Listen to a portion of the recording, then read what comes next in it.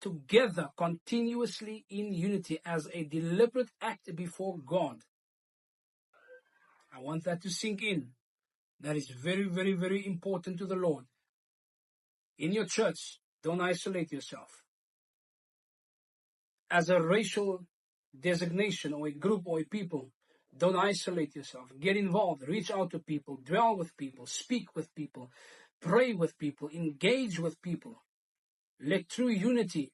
Unity is not the tolerance of differences, but the celebration of uniqueness. There can never be true unity unless there is the acceptance and then the celebration of diversity. Diversity celebrated is unity established. Very important. Verse 2. It is like precious ointment. What are we talking about? We are talking about this unity. When there's true unity, as I've explained, that unity becomes a precious ointment. You remember the lady who poured her ointment on the feet of Jesus, a year's wages, and then washed his feet with her hair after her tears ran over his feet. So ointment speaks of honor. It speaks of reverence. It speaks of exalting someone. When you anoint somebody's head with oil, when you pour oil or ointment on somebody's feet, ointment also speaks of the healing balm. It has healing and restorative properties. It has the capacity to heal a wound and to draw out the inflammation and to bring attention to a place where there was previously brokenness and then establish healing. In other words, when there is true unity, God's kind of unity, that unity in the spirit realm signifies, symbolizes, and demonstrates an ointment, and not just a normal ointment. It becomes a precious ointment, an ointment of great value, an ointment of great monetary capacity, monetary value, spiritual value, and spiritual significance.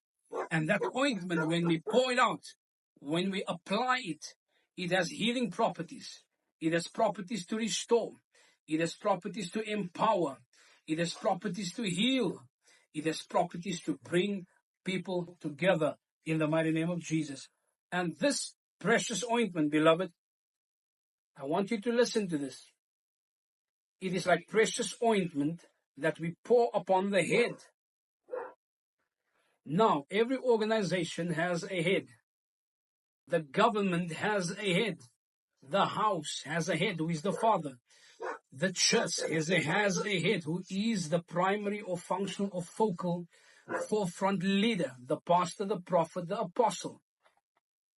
So the unity, in other words, has a structure. It has to flow from the top down.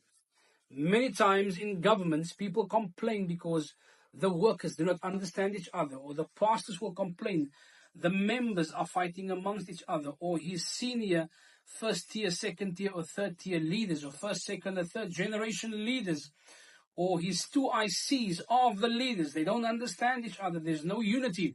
There has to be unity from the top structure. In other words, there must be the ointment of unity must flow between the leader and his God, the leader and his partner, his wife, his secondary leaders, his primary leaders. There has to be unity, the ointment of healing flowing right from the top. Unity, in other words, has the ability to flow from the top down. Unity is always a top-down approach. It is upon the head. It runs down to the beard. Now, myself, I have a very significant beard, almost very significant.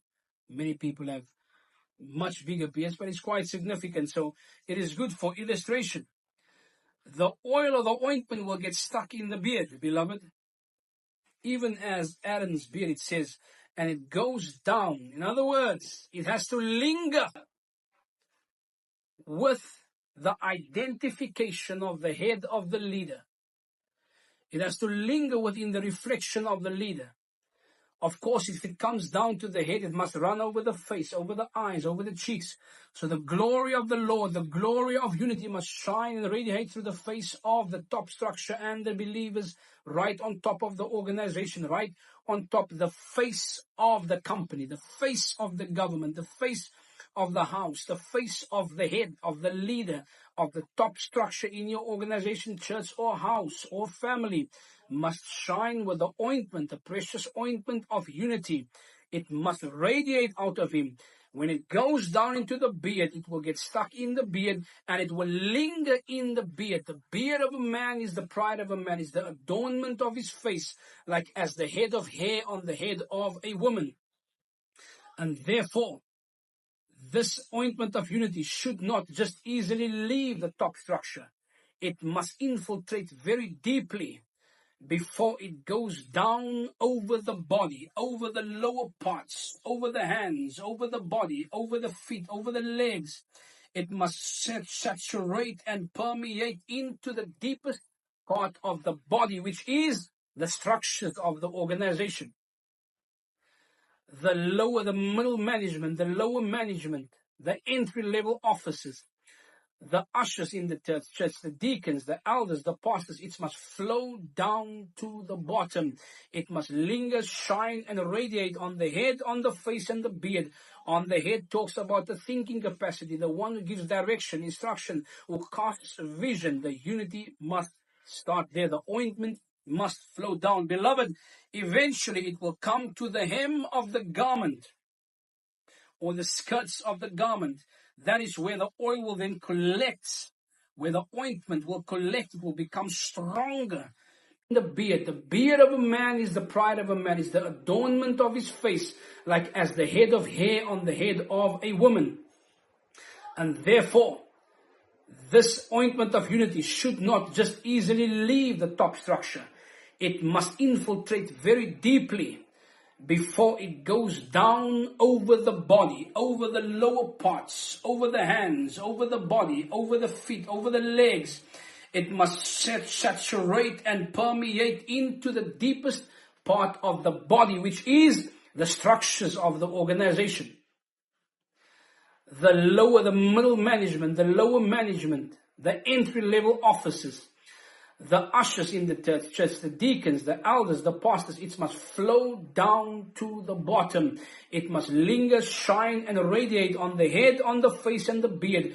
On the head talks about the thinking capacity, the one who gives direction, instruction, who casts vision. The unity must start there. The ointment must flow down. Beloved, eventually it will come to the hem of the garment or the skirts of the garment. That is where the oil will then collect, where the ointment will collect. It will become stronger. It has to press and pierce and flow over all the body parts. When it eventually collects up at the skirt and the seam of the garment of this individual, it is concentrated, it is filtrated. It has permeated the body completely, and that then becomes the foundation of unity. When the person moves with his garment, he cannot move without the garment moving himself and moving with him. Bible says that the woman with the issue of blood touched the hem of Jesus' garment. Why?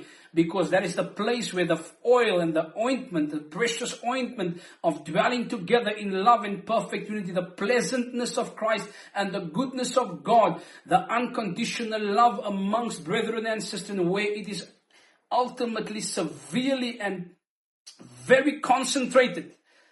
So in other words, when people meet your lowest level of leadership in your church, in your organization, in your family, they should see and observe the highest, most concentrated, purest level of love, unity, and oneness. Because it has flown down from the top and gotten stronger the lower it went down. Oh my